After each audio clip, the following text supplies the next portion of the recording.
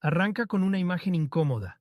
Un tipo solo, en un departamento del centro porteño, con el pecho apretado como si adentro le hubieran metido una prensa. En la mesa, papeles prolijos, una carta breve, y al lado un arma. No hay épica, no hay himnos, hay silencio.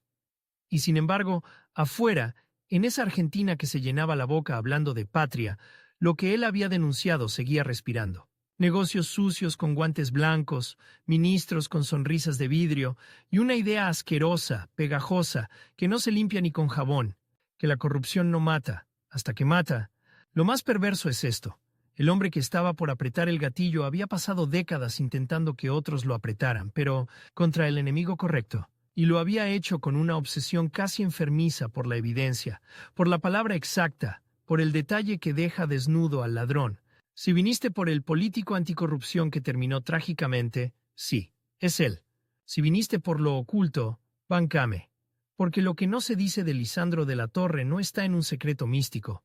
Está en lo que el poder logra que parezca normal. Ahora retrocede conmigo, porque esta historia no empieza en Buenos Aires, ni en un senado. Empieza en Rosario, con un pibe que aprende temprano una lección que suena pequeña, doméstica, pero que le va a partir el alma para siempre. La caída. Rosario, 1868. Una ciudad que crece con el olor a río y a comercio, con una promesa de futuro que se vende fácil. Lisandro nace en una casa donde hay aspiración, orgullo y una disciplina que se siente en los gestos. La mesa, el lenguaje, las formas. Su madre, Virginia Paganini, impone una educación que no es solo estudiar, sino pertenecer, y su padre, que también se llama Lisandro, carga con esa mezcla rara de la Argentina de entonces, comercio, campo, política y orgullo herido. Pero el poder no se hereda como una joya, a veces se hereda como una cicatriz. La fortuna familiar se rompe. No es un mal año, es quiebra, subasta, muebles que salen por la puerta como si fueran culpables. Para un chico, ver la casa desarmarse es ver el mundo desarmarse. Ahí aparece lo primero que en la biografía oficial suele sonar decorativo, pero que, si lo miras bien, es la primera sombra. Lisandro aprende que el prestigio es frágil, que la respetabilidad puede ser un disfraz y que la humillación no se olvida. Esa vergüenza, la de ver a los adultos tragarse la derrota, le deja una promesa interna. A mí no me vuelven a arrodillar, y más adelante, esa promesa va a mutar. A mi país no lo vuelven a arrodillar. El pibe crece con un temperamento raro. No es el carismático de sobremesa, no es el caudillo gritón, es más peligroso, es el que observa, el que escucha la conversación entera y se acuerda de una palabra que a los demás se les escapa, el que registra el gesto cuando alguien miente. Desde temprano muestra una incomodidad con la obediencia, no con la norma, con la hipocresía, y acá aparece el primer oculto. Lisandro no nace antiélite. Nace cerca del mundo que más tarde va a denunciar, conoce sus códigos, su acento social, sus pasillos. No es un outsider romántico. Es alguien que aprendió desde adentro cómo suena el cinismo cuando se lo pronuncia educadamente. Y eso lo vuelve insoportable para sus rivales, porque no le pueden decir no entendés. Entiende demasiado. ¿Se va a Buenos Aires a estudiar Derecho? Año 1890. La ciudad vibra con política, con crisis, con promesas. Mientras otros buscan acomodarse, él busca fundamentos. Se recibe de abogado y se mete con una obsesión que, en apariencia, es técnica. El régimen municipal, la autonomía, cómo se organiza el poder local. Suena aburrido. Hasta que entendés qué está haciendo. Está buscando cómo se impide que el poder sea un feudo. Cómo se corta el circuito del favor y del castigo. Y acá viene el segundo golpe, el segundo contraste. La Argentina de fines del siglo XIX está acostumbrada a que la política sea un club. Vos entrás por apellido, por amistad, por padrinazgo. Lisandro entra por una idea que es casi una falta de respeto. La ética como sistema, no como discurso. Empieza a moverse en política, sí, pero no como quien se acomoda, como quien se enfrenta. Primero coquetea con el radicalismo, con esa energía nueva que quiere romper el molde, pero rápido aparece el conflicto que lo va a acompañar toda la vida. No tolera la disciplina ciega, ni el callate por el bien del partido. Para él, si te callás, ya perdiste. Se vuelve un personaje raro, un político que no disfruta ser político, un abogado que no usa la ley para esconderse, sino para apuntar, un orador que no grita, corta, no seduce, perfora. En esos años arma un arma distinta. La palabra escrita. Funda y empuja espacios periodísticos, se mete en la discusión pública y empieza a construir una reputación peligrosa. La del tipo que te puede destruir con un argumento y un documento, sin levantar la voz. Eso, en una Argentina acostumbrada al pacto entre caballeros, es una amenaza, pero ojo, acá aparece lo verdaderamente inquietante. Lisandro no es un santo, no es un héroe de película que siempre elige lo perfecto. Tiene algo que lo vuelve humano y a la vez trágico. Su orgullo, su rigidez, su incapacidad para la transacción mínima. Puede parecer virtud, hasta que te das cuenta de que lo deja solo. Y la soledad en política no es una metáfora, es una condena. Mientras tanto, va tomando forma su obsesión central. Un país que produce riqueza, pero que distribuye poder como si fuera una herencia privada. El mecanismo siempre es el mismo. El Estado como caja, los negocios como religión, y la impunidad como premio. Y ahí es donde aparece, todavía en sombras, el rostro del competidor. No es un solo hombre, al principio, es un estilo. Un perfil, el político de sonrisa pulida, el administrador del acuerdo, el que no se ensucia las manos porque manda a otros a ensuciárselas. Ese rival va a ir cambiando de nombre con los años, pero su esencia no. El poder conservador que entiende la política como un mercado. Lisandro empieza a construir su propio lugar, en Santa Fe, con una base que mezcla modernidad y rebeldía. Reforma, transparencia, instituciones. Su mirada es rara para la época.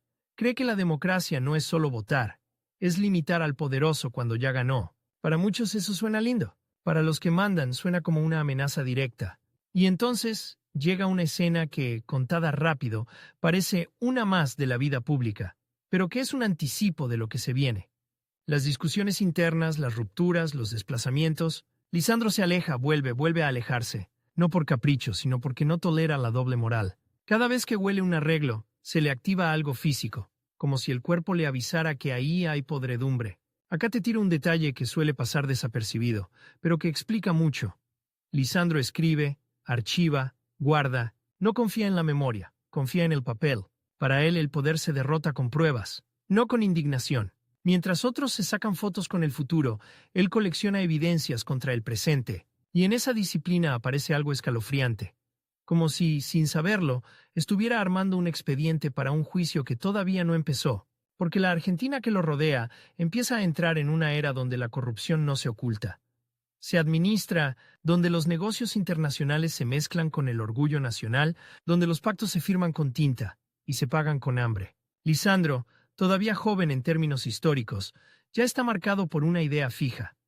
Si no se controla la economía política del país, la democracia es un decorado. Pero para pelear esa batalla necesita una cosa que todavía no tiene del todo. Una estructura propia, un vehículo que no le exija callarse. Y ahí se prepara el gran movimiento, formar un espacio que reúna reforma, ética y poder real. No como un club de gente buena, sino como una máquina capaz de competir contra los que ya saben jugar sucio. Sin embargo, hay un reloj escondido que empieza a correr. No es un reloj biológico todavía, no es la edad, es más cruel. Es el reloj del sistema que detecta a sus amenazas y decide cuándo aplastarlas. Porque al poder no le molesta el opositor que protesta, le molesta el opositor que prueba. Y Lisandro no solo protesta, prueba. Mientras sus contemporáneos aprenden a convivir con el acuerdo, él aprende a convivir con el conflicto. Y ese aprendizaje tiene un precio. Empieza a convertirse en un solitario profesional, un tipo que, para no traicionarse, acepta perder aliados. Y cada aliado que pierde, el rival, ese estilo de poder, gana aire. Cuando lo escuchas hablar en esos años, hay algo que incomoda. No te pide fe. Te pide que mires, que compares, que revises. Eso no enamora masas de inmediato, pero enciende algo más duradero, la sospecha. Y la sospecha es la chispa que el poder más teme. Porque cuando un país sospecha, deja de ser dócil. Y así, casi sin que nadie lo note, la biografía respetable se vuelve una biografía peligrosa. El pibe de Rosario que vio subastar los muebles de su casa está construyendo, pieza por pieza, el temperamento que va a chocar contra el negocio más grande de su época, un choque que no se va a resolver con un discurso, ni con una elección. Se va a resolver con sangre. La primera vez que Lisandro entendió que la política argentina no era una disputa de ideas, sino una pelea por el control del aire, por quién podía respirar y quién debía ahogarse, fue cuando un hombre lo desafió a un duelo para defender el honor. No por una mujer, no por una ofensa personal cualquiera, por algo peor. Por haber dicho en voz alta lo que todos pensaban en secreto. Irigoyen lo había escuchado como se escucha a alguien que te rompe un espejo. Sin gritar, pero con una furia fría, Lisandro había denunciado esa influencia oculta que, según él, saboteaba cualquier coalición amplia y dejaba al país encerrado en la lógica de facción. El desafío llegó como llegan los avisos del poder. Con formas elegantes y fondo brutal, Lisandro eligió sable. No fue una elección romántica. ¿Fue una declaración de método? El sable exige técnica, paciencia, cálculo. El golpe bruto no alcanza. Y en ese detalle, que parece menor, se asoma la biografía escondida. Lisandro no pelea para ganar aplausos. Pelea para obligar al otro a jugar en su terreno. La escena del duelo, en los galpones de Catalina Sur, tiene algo sórdido. Hombres adultos, de traje y códigos aristocráticos, encerrados, en un ritual antiguo mientras afuera un país se desarma por crisis, hambre y fraude. Lisandro sale lastimado, con la cara marcada, y esa marca lo acompaña como una firma. Se deja la barba, dicen, para tapar la cicatriz. Pero la cicatriz verdadera no está en la mejilla. Está en la certeza de que el poder, cuando se siente amenazado, no discute, intimida. Ese duelo, lejos de frenarlo, lo endurece. Y también lo aísla. Porque hay algo que Lisandro empieza a entender con un terror íntimo. Si el poder se anima a ofrecer sangre por una frase, entonces la frase vale. Y si vale, él no puede callarse. Vuelve a Rosario con esa mezcla de orgullo y bronca que te deja sobrevivir, y ahí se le ordena una obsesión. No alcanza con denunciar desde Buenos Aires, no alcanza con escribir. Hay que construir una herramienta propia en el lugar donde la política se vuelve concreta. La provincia, el municipio, el territorio. Rosario no es un decorado en su historia.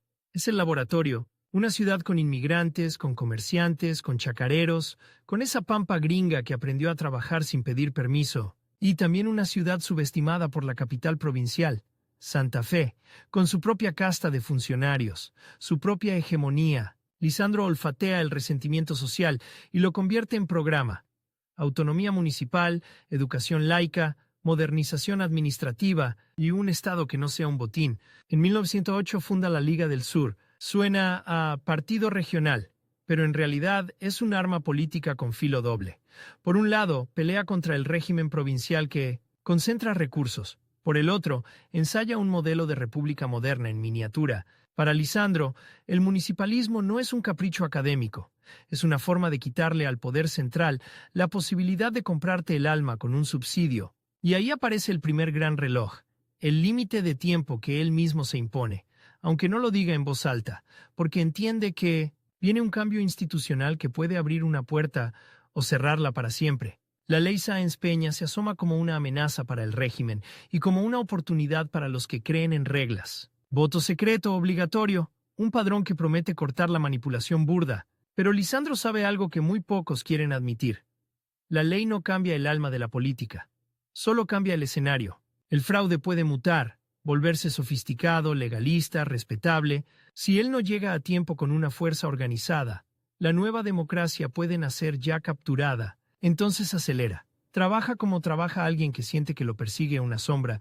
La Liga del Sur participa en elecciones provinciales, entra en la legislatura como minoría, y de inmediato se choca con el mecanismo clásico, la intervención, el cierre, el apagón institucional cuando la cosa se pone incómoda. Es como si cada vez que Lisandro logra meter un dedo en la cerradura, el sistema cambiara la cerradura completa. Y ahí está el otro oculto, que casi nadie cuenta con crudeza. Lisandro empieza a descubrir que el poder no se defiende solo con policía o con dinero. Se defiende con burocracia, con tecnicismos, con decretos, con esa violencia sin sangre que te borra del mapa sin necesidad de matarte. Pero él insiste. Con la ley Sáenz Peña ya vigente, llega al Congreso como diputado nacional y ahí se revela su naturaleza más peligrosa. No es un diputado de gestiones, es un fiscal sin toga, un hombre que convierte el recinto en sala de interrogatorio. Su estilo no es amable. No busca caer bien, busca que el otro se contradiga. Busca la grieta lógica, el dato que no cierra, la cifra que no coincide, y eso irrita porque obliga a todos a trabajar. Obliga a dejar de vivir de eslogans. Y mientras tanto, el rival ya no es solo Irigoyen como persona, es Irigoyen como símbolo de un tipo de liderazgo que Lisandro no soporta. El personalismo, la autoridad carismática por encima de la institución, el partido como obediencia. Para Lisandro el país no necesita un padre, necesita reglas. Y si el pueblo elige un padre, el pueblo termina siendo un menor de edad para siempre. Así, el conflicto se vuelve inevitable, y no es un conflicto de odio simple, sino de modelos de nación. Lisandro empieza a juntar piezas. Lo que era regional se vuelve nacional. En 1914 se arma el Partido Demócrata Progresista, con base en la Liga del Sur y otras fuerzas provinciales. Lisandro queda al frente, y en 1916 llega la apuesta máxima. Se postula a presidente. Acá hay un giro que suele perderse en el relato clásico. Lisandro no se presenta como antisistema. Para muchos sectores del poder de entonces, él es una salida razonable, moderna, aceptable frente al radicalismo. Es decir, parte del régimen llega a mirar a Lisandro como continuidad posible del orden, con maquillaje. Y Lisandro, que no es ingenuo, entiende el juego, pero decide jugar igual, porque cree que puede ganar el control del Estado sin vender el alma. Este es uno de esos momentos donde el héroe se mete en una trampa voluntaria. Para llegar al poder necesita apoyos. Pero cada apoyo trae una condición, y cada condición es una mordida. Él intenta lo imposible, armar una fuerza ética con aspiración de poder en un país donde el poder se arma a fuerza de favores. La campaña de 1916 es dura. Irigoyen encarna el desborde popular, la épica de la reparación, el ahora nos toca. Lisandro encarna la República Fría, el programa, la institución. No es una pelea justa. El pueblo vota con el cuerpo, con memoria, con resentimiento. Lisandro ofrece argumentos. Es como ir a un incendio con un manual. Pierde. Y esta derrota no es una anécdota. Es el primer gran golpe a su destino. Porque desde ese momento, la historia argentina se parte para él en dos. La Argentina que pudo ser y la Argentina que fue. Y vivir en esa diferencia es un veneno lento. Sin embargo, no desaparece. No se retira a escribir memorias. Hace lo contrario, se vuelve más filoso. Porque si el país elige un camino, él va a ser la piedra en el zapato de ese camino. A medida que pasan los años, el Partido Demócrata Progresista intenta consolidarse. Tiene presencia, tiene cuadros, tiene ideas. Pero le pasa algo que, en política, es una maldición. Es demasiado coherente. Y la coherencia, en ciertos sistemas, se castiga como una provocación. Lisandro aprende a convivir con una paradoja brutal. Cada vez que su partido crece, el resto del sistema se organiza para que no pueda gobernar. No hace falta prohibirlo. Alcanza con aislarlo, con negarle alianzas, con presentarlo como impracticable, purista, elitista. Y ahí aparece otro secreto sucio. Muchos políticos no atacan a Lisandro por corrupto, sino por imprudente, porque mostrar la podredumbre rompe el pacto de silencio que sostiene a todos. Y entonces el rival cambia de máscara otra vez. Ya no es solo Irigoyen. Es el entramado que rodea al poder. Los conservadores que vuelven, los negociados que crecen con el comercio exterior, los intereses que se acomodan con la Primera Guerra Mundial, con los precios, con la carne, con los frigoríficos, con los bancos, una red que no necesita un villano único, se alimenta sola. Lisandro entra y sale del Congreso, insiste, pierde, vuelve, y en cada regreso parece más obsesivo, más solo. Empieza a desarrollar un tipo de disciplina que roza lo patológico. Jornadas interminables, lecturas, cuentas, expedientes. Su vida se vuelve un archivo, y acaba un twist íntimo, silencioso, que le da otra textura a su tragedia.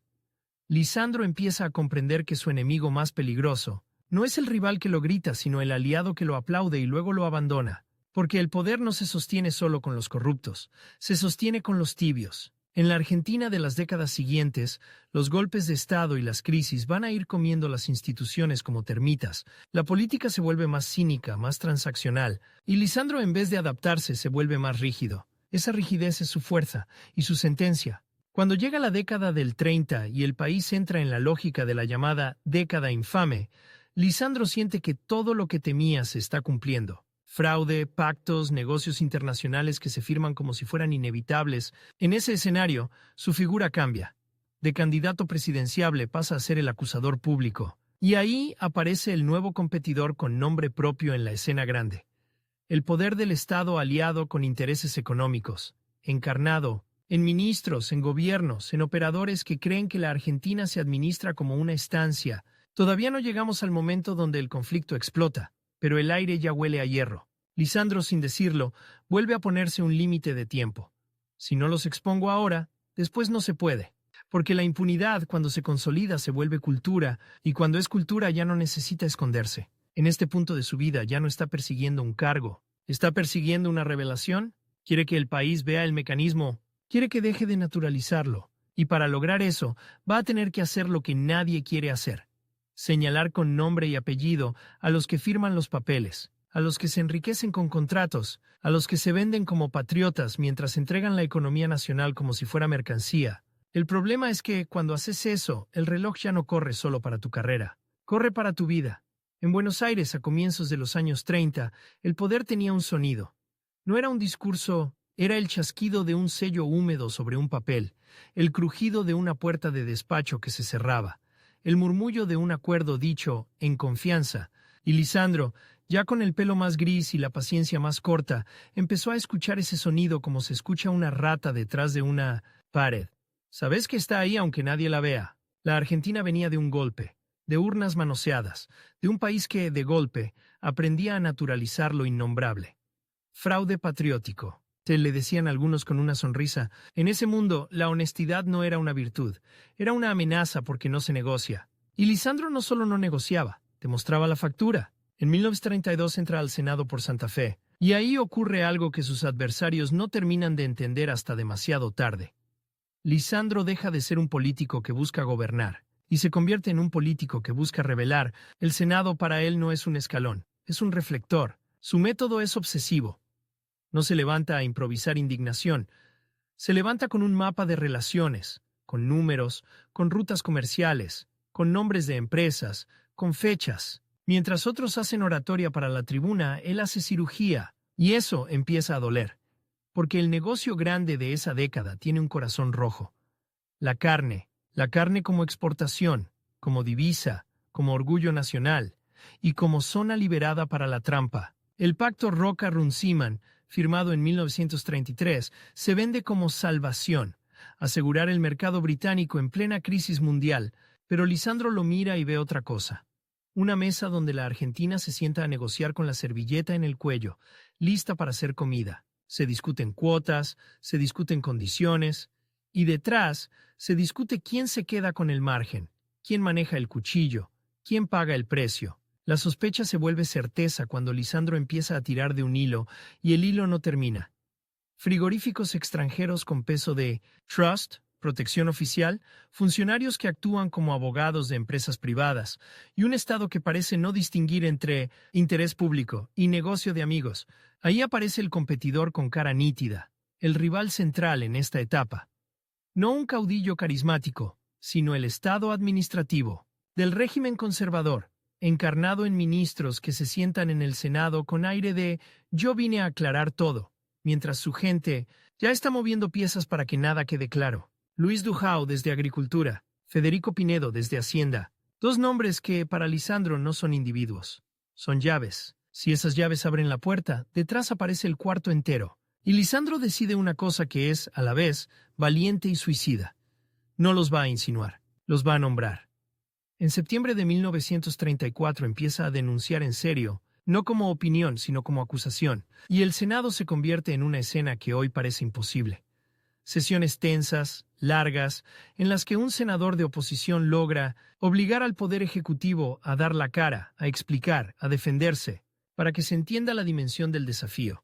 Los ministros iban al recinto, sí, pero no a responder. Iban a imponer la idea de que responder era un favor, y Lisandro les rompe ese gesto. Los trata como lo que son en una república: funcionarios sujetos a control. En 1935 preside una comisión investigadora, y ahí sucede algo que, si lo filmás, parece exageración de guión. El Estado investigando al Estado, pero con una minoría al mando, y el oficialismo intentando que el expediente se ahogue por cansancio. Lisandro, sin embargo, empuja como quien sabe que el tiempo se achica. Ese es el límite de tiempo que le mete tensión a su propia vida. Lisandro siente que está en una ventana breve. Si no expone el mecanismo ya, el mecanismo se blinda. Y cuando se blinda, ya no se discute, se hereda. No es paranoia, es la lógica del poder. Por eso acelera. El 27 de mayo de 1935 presenta un informe demoledor con decenas de conclusiones. No es solo hubo coimas, es peor, porque es estructural. ¿Cómo se arma el monopolio? ¿Cómo se fija el precio? ¿Cómo se disciplina a los productores? ¿Cómo se reparten los cupos? ¿Cómo se usa la burocracia para favorecer a frigoríficos extranjeros y para asfixiar cualquier intento de autonomía nacional? Mientras muchos hablan de soberanía como un discurso, Lisandro la muestra como una ecuación, y la ecuación tiene un resultado. La Argentina trabaja y otros cobran. A partir de ahí la atmósfera cambia. Los pasillos se ponen más fríos. Las miradas se vuelven cuchillos. Hay un tipo de miedo que no es me van a discutir, sino me van a ensuciar, me van a quebrar, me van a dejar solo. Y Lisandro, que ya venía solo, siente esa soledad como un cuarto sin aire. El oficialismo intenta desacreditarlo. Lo llaman exagerado, resentido, moralista. La palabra moralista la usan como insulto, como si la moral fuera una enfermedad. Pero el ataque más peligroso no es el insulto, es la normalización. ¿Quieren que el país se canse? Que diga otra vez este tipo con denuncias, que cambie de canal. Lisandro no les da ese gusto. Carga con papeles, insiste con cifras, y cuando el debate amenaza con volverse abstracto, lo baja a una imagen. Esto no es teoría, es tu plato, tu trabajo, tu futuro. En un país que vive de exportar carne, hablar de carne es hablar de vida y de hambre. El rival entonces juega otra carta, la provocación. En el Senado, los ministros y sus defensores empiezan a provocar físicamente, no con puños, sino con gestos, interrupciones, risas, la soberbia de quien cree que el recinto es su casa. Y en esas sesiones pasa algo que es más humillante que un insulto. Lisandro se da cuenta de que algunos, mientras hablan de institución, operan como patota. El 23 de julio de 1935, la tensión que venía subiendo como una caldera llega a un borde. La escena es de una violencia íntima, asquerosa, porque ocurre donde se supone que no puede ocurrir. En el Senado de la Nación, los ministros están presentes. El debate está prendido fuego. Lisandro, ya de 70 años, se levanta con esa energía que no parece humana. No es juventud, es convicción. En un momento deja su banca y va hacia la mesa donde están sentados Dujau y Pinedo. No va a pegar, va a exigir, va a señalar de cerca el rostro del poder, y ahí sucede el gesto que desata todo. Dujau lo empuja, un empujón, un acto mínimo, cobarde, pero cargado de mensaje. Vos acá no me tocás. Lisandro cae hacia atrás. Enzo Bordaberry, su amigo, su compañero, el hombre que venía a ocupar una banca por Santa Fe, se levanta para asistirlo. Es un reflejo humano, simple, y por eso duele más. No es una jugada política. Es un instinto de lealtad. En ese instante aparece el verdadero rostro del régimen. No un ministro, no un discurso, sino un arma. Un excomisario, Ramón Valdés Cora, hombre de confianza y matón del ambiente conservador, saca un revólver en pleno recinto, no en un callejón, no en una esquina oscura, en el Senado. Los tiros rompen el aire como si rompieran la idea misma de república. El objetivo era Lisandro, pero la bala encuentra a Bordaberry. 3 disparos por la espalda. Un cuerpo que se dobla, un traje que se mancha, una sangre que, de golpe, hace visible lo que siempre fue invisible. Que el poder, cuando se siente acorralado, no se limita a mentir, está dispuesto a matar. El silencio que sigue es monstruoso, porque lo que cae no es solo un hombre, cae la máscara. Los senadores se levantan, hay gritos, confusión, manos que intentan tapar la herida como si taparan una filtración. Bordaberry muere ahí, en el símbolo. Lisandro queda paralizado por un segundo que debe haber sido eterno. El hombre que peleó toda la vida con papeles acaba de descubrir que los papeles no detienen una bala. Y ese descubrimiento es una puñalada al alma. Acá aparece el twist más cruel. El atentado no lo mata a él, mata a quien se le acerca, mata a la lealtad. Y eso tiene un efecto devastador, porque Lisandro era un solitario por elección, pero no era un indiferente. La muerte de Bordaberry le deja una culpa que no se cura con discursos. Esa noche, el anticorrupción más feroz de la historia argentina se vuelve también un sobreviviente. Y ser sobreviviente a veces es peor que ser víctima, porque te obliga a cargar con el por mí, aunque racionalmente sepas que no es así. La investigación sigue, pero el clima ya es otro. Ya no es solo pruebas, es amenaza, es terror. Es el mensaje sin palabras. Si seguís, esto puede volver a pasar. El régimen quiere convertir una denuncia en un cementerio. Sin embargo, el impacto público es inmenso. La sociedad ve lo que antes era rumor. Y ahí Lisandro logra una de sus victorias más grandes. Aunque le cueste carísimo, instala la idea de que la corrupción no es un chiste, no es viveza, no es así se hace. La corrupción tiene sicarios, tiene pistolas, tiene sangre, y como si eso no alcanzara, el caso deja otra imagen que hiela. Mientras el Senado se sacude por el asesinato, los engranajes del negocio intentan salvarse. Aparecen historias de libros contables escondidos, movimientos desesperados para sacar documentos del alcance de la comisión, papeles que viajan como contrabando, como si la verdad fuera mercadería ilegal. No importa cuánto de eso se pueda probar en cada detalle. Lo que importa es el reflejo. El poder no busca aclarar, busca borrar. Lisandro entiende entonces que su rival ya no es solo un ministro o un contrato. Es una coalición formidable de intereses, empresas, funcionarios, operadores y la parte de la sociedad que prefiere no mirar porque mirar duele. Y, aún así, sigue. Sigue hablando, sigue investigando, sigue denunciando. Pero algo en él se rompe. El hombre que se alimentaba de control descubre que hay un punto donde ya no controla. La violencia directa. Desde ese día Lisandro camina con una sombra pegada. No necesariamente me van a matar, a veces es peor. Me van a hacer vivir con esto. Y ese tipo de sombra no se ve, pero te encorva. Lo oculto de esta etapa es justamente eso. El logro público y el derrumbe íntimo. El país lo ve como el fiscal heroico. Pero adentro, Lisandro empieza a sentir que la república por la que pelea se le convirtió en escena de crimen, y que el crimen no fue un accidente, fue un método. Y el reloj, ese reloj que él mismo se impuso, cambia de sonido. Ya no es tengo que exponerlo antes de que se blinden. Ahora es otro tic-tac, más personal, más oscuro. ¿Cuánto puede aguantar un hombre cuando descubre que su verdad provoca muerte? Después del asesinato en el Senado, la ciudad siguió andando como si nada. Y eso fue, para Lisandro, la segunda bala. Porque el tiro que mató a Borda Vejere fue escandaloso, sí. Lo vio todo el mundo. Pero el tiro que más destruye a un hombre que cree en la República es otro. La capacidad del sistema para absorber el horror y, al poco tiempo, convertirlo en anécdota. Un titular viejo. Un qué barbaridad lo que pasó, dicho con la boca llena, mientras los mismos intereses vuelven a acomodarse en la mesa. Lisandro caminaba por Buenos Aires con una sensación rara, como si el aire tuviera una película grasosa. La gente lo saludaba, lo admiraba, lo trataba como símbolo. Él devolvía el gesto, pero por dentro sentía que el símbolo era una trampa. Porque un símbolo con el tiempo deja de molestar. Se cuelga en una pared, se convierte en bronce. Y él no quería bronce, quería consecuencias. Su rival, ese monstruo sin un solo rostro, entendió algo antes que él, que ya no era necesario callarlo. Bastaba con dejarlo hablar hasta agotarlo. El poder, cuando no puede aplastarte, a veces te desgasta. Te deja girar en una calecita de comisiones, dictámenes, discursos, archivos. Y cuando bajas, te das cuenta de que el país se movió sin voz. Lisandro seguía, igual. Por hábito, por furia, por lealtad al muerto que todavía veía en el piso del Senado. Pero el cuerpo también tiene su política. Empieza a pasar factura. La energía de los años anteriores se convierte en un fuego más corto, más irregular. Hay días en que se despierta con esa claridad de acero y otros en que la cabeza parece un cuarto lleno de humo. Y ahí aparece lo más oculto de su biografía final.